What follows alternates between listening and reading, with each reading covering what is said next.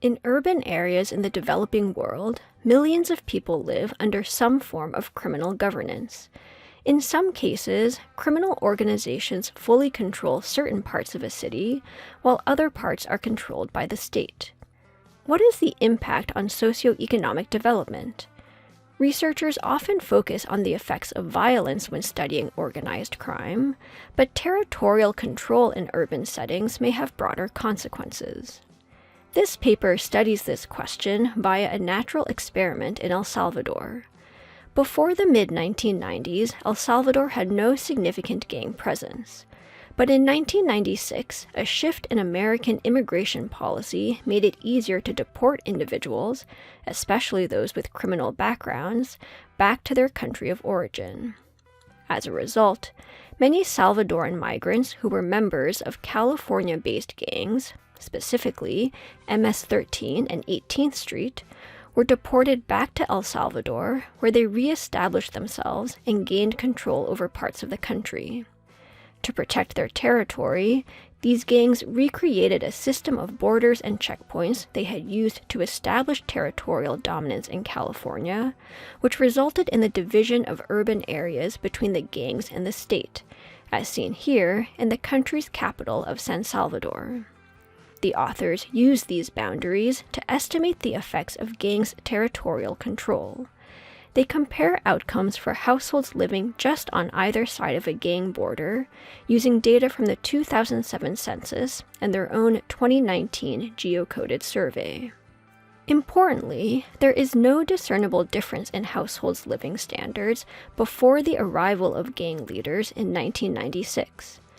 These figures show the average condition in 1992 of households living on either side of what would become a gang border several years later.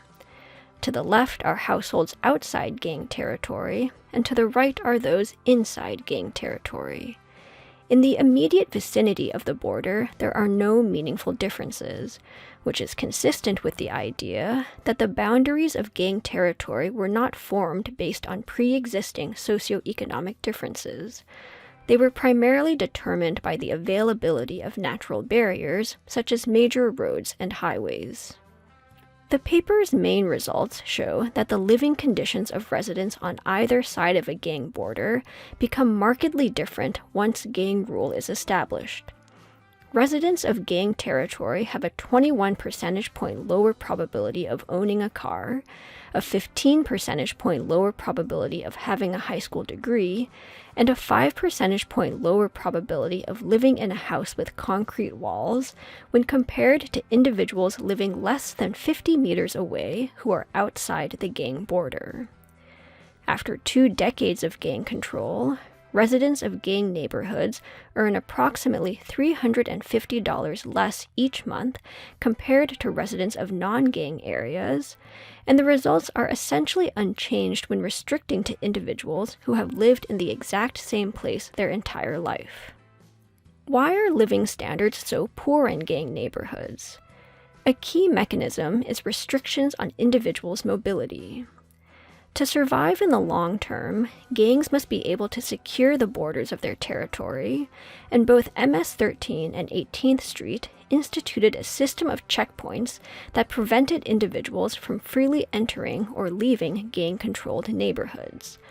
As a result, residents of gang areas are 50 percentage points more likely to work in gang territory compared to nearby individuals living on the non-gang side of a boundary, and they are less likely to say that there is freedom of movement where they live. These restrictions affect labor market outcomes. Residents of gang territory work in smaller firms and earn lower wages than those living outside. This is despite the fact that there is no difference in local labor market conditions at gang borders. Average firm size, the level of wages and profitability, and the number of business establishments are similar on either side of the boundary. Rather, what matters is the ability to commute to other parts of the city. Residents of gang areas are more likely to say that gang-imposed borders prevent them from getting jobs in areas where the largest and best-paying firms are located. In terms of other factors limiting socioeconomic development, educational attainment is also lower in gang-controlled neighborhoods, but there is no difference in exposure to extortion and other violent crimes, or in the availability and quality of public goods provision. Finally, to provide a broader view of how gang presence has affected economic activity in El Salvador, the authors compare municipalities based on their exposure to gang activity. Those defined as having a gang presence include areas subject to full territorial control, but also those exposed to extortion and other gang-related activities. This figure shows that prior to 1996, areas with and without future gang presence experienced similar growth in economic activity. But after the arrival of gang leaders, municipalities with gang presence experienced significantly lower economic growth. This is apparent in a lower rate of new business openings, as well as in lower growth in nighttime light density and household income. These patterns show how the economic costs of mobility restrictions increase over time. As employment opportunities improve in places without gang activity, it becomes increasingly important for individuals to commute there.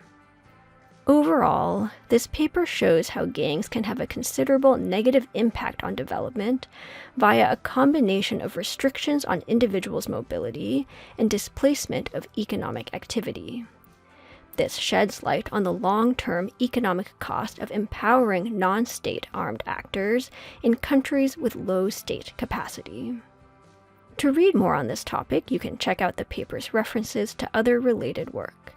This includes research on organized crime, criminal governance, and the impact of barriers to geographic mobility.